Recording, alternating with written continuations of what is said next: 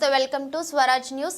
హన్మకొండ ములుగు రోడ్డులోని గురుధామంలో దామెరలోని దామేశ్వరాలయంలో సోమవారం రాత్రి అంగరంగ వైభవంగా కృష్ణ జన్మాష్టమి వేడుకలు నిర్వహించారు. శివానంద గురు cultural trustee member Bandaru Sainarayana, న్యాయవాది శ్రీధర్ రెడ్డి వేడుకల వివరాలను మీడియాకు తెలిపారు.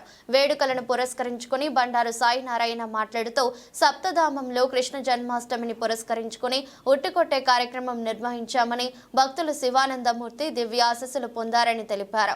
ఈ కార్యక్రమంలో శివానంద గురు కల్చర్ ట్రస్టీ సభ్యులు సోమరామయ్య, భక్తులు బొల్లం రాకేష్, రవలి దంపతులు, ఆద్విక, దామెర దామేశ్వరాలయం ఆలయ కమిటీ సభ్యులు, వ్యాపారవేత్త బిల్ల రమణారెడ్డి, శ్రవంతి దంపతులు, న్యాయవాదులు శ్రీధర్ రెడ్డి, అనిల్ రెడ్డి, గ్రామ యువకులు, గ్రామ కోలాట బృందాలు, జయదుర్గా మాత, సిరి వెన్నెల సభ్యులు, పిచ్చల సరిత, సుమలత, రమ్య, రజిత, లావణ్య, మల్లిక భక్తులు పాల్గొన్నారు.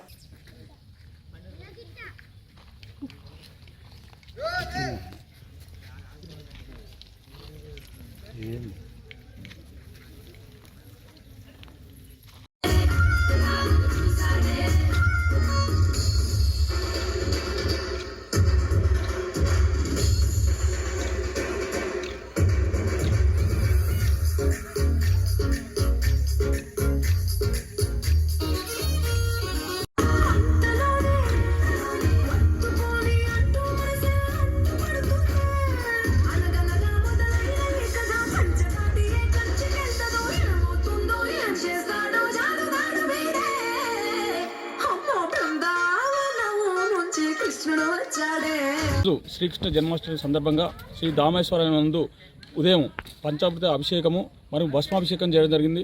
అదేవిధంగా ఈరోజు జన్మాష్టమి సందర్భంగా ఉట్టి కొట్టడం జరిగింది. అదేవిధంగా చిన్నపిల్లలు శ్రీకృష్ణ వేషధారణలతో మరియు గోపికా వేషధారణలు కూడా పాల్గొనడం జరిగింది. అదేవిధంగా ఉట్టి కొట్టడం కూడా జరిగింది. ఇట్టి కార్యక్రమంలో దామర గ్రామ ప్రజలు చాలా ఆనందోత్సవాలతో పాల్గొనడం జరిగింది.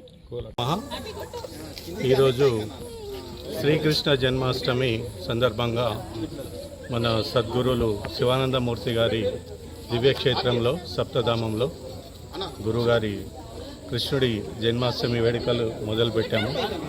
పిల్లలకి ఉట్టి కొట్టుట, ఆడవాళ్ళకి కూడా ఉట్టి కొట్టుట పోటీలు, మగవాళ్ళకి అందరికీ కూడా కొడుతున్నాము.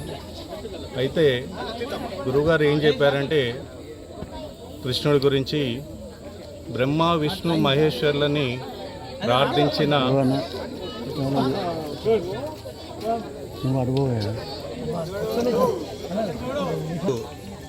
కృష్ణుడి గురించి ఏం చెప్పారంటే బ్రహ్మ విష్ణు మహేశ్వర్లను ప్రార్థించినా కూడా, తపస్సు చేసినా కూడా, యజ్ఞ యాగాదులు చేసినా కూడా దొరకని వస్తువు ఒకటి ఉంది.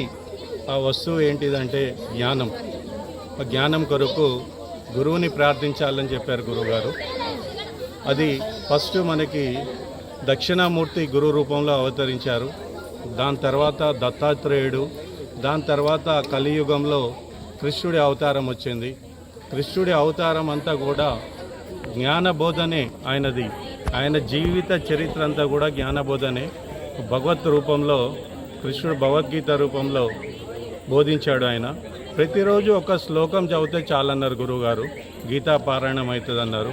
దాని తాత్పర్యం తెలిసినా తెలియకున్నా కూడా ఆటి గీతా శ్లోకాలు చదువుతుంటే వెన్న ముద్దల్లాగా ఉంటాయి. కాబట్టి అది చదవమని చెప్పారు.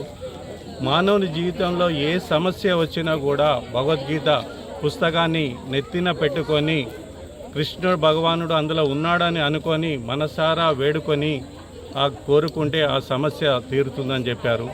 దాని తర్వాత ఏదైనా సందేహం వచ్చినా కూడా, ఏ ఉపనిషత్తులు కూడా తీర్చని సందేశాలు, ఏ వేదాలు తీర్చని సందేశాలు, కళ్ళు మూసుకొని భగవద్గీత బుక్ ఓపెన్ చేస్తే ఒక పేజీ వస్తుంది. ఆ పేజీలో శ్లోకం చదివితే దాంట్లో మీకు సరిపడా మీ యొక్క సందేహానికి సరిపడా ఉపాయం దొరుకుతుందని చెప్పారు గురుగారు.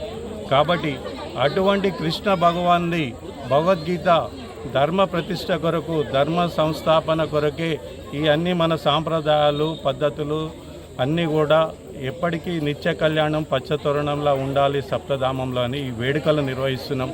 పిల్లలందరినీ కూడా భగవద్గీత చదవమని చెప్తున్నాం. ధర్మ బోధనే.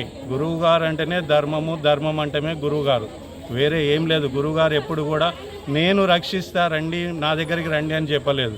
ధర్మమే మిమ్మల్ని రక్షిస్తుంది, ధర్మంలో ఉండండి అని చెప్పారు. కర్తవ్య బోధ చేశారు గురువుగారు. మీకు ఏ కర్తవ్యం, భగవద్గీత చూస్తే వేద పండితులకు ఒక కర్తవ్యం ఉంటుంది, గోపాలుడికి గోవులను కాసేటానికి ఒక కర్తవ్యం ఉంటుంది, ఏమి చదువు రానని కూడా ఒక కర్తవ్యం దాంట్లో తెలుస్తుంది. కాబట్టి ఎవరికి ఏ సమస్య ఉన్నా కూడా భగవద్గీత బుక్ ఓపెన్ చేసి చూడమన్నారు. కాబట్టి ఆ వేడుకలను నిర్వహిస్తున్నాము. దాదాపు ఇప్పుడు 400 మంది భక్తులు ఈ వేడుకలలో పాల్గొన్నారు. అందరికీ కూడా శ్రీకృష్ణ జన్మాష్టమి శుభాకాంక్షలు. పేరు చెప్పండి. బండారు సాయినారాయణ ట్రస్టీ, శివానంద గురు కల్చరల్ ట్రస్ట్, వరంగల్.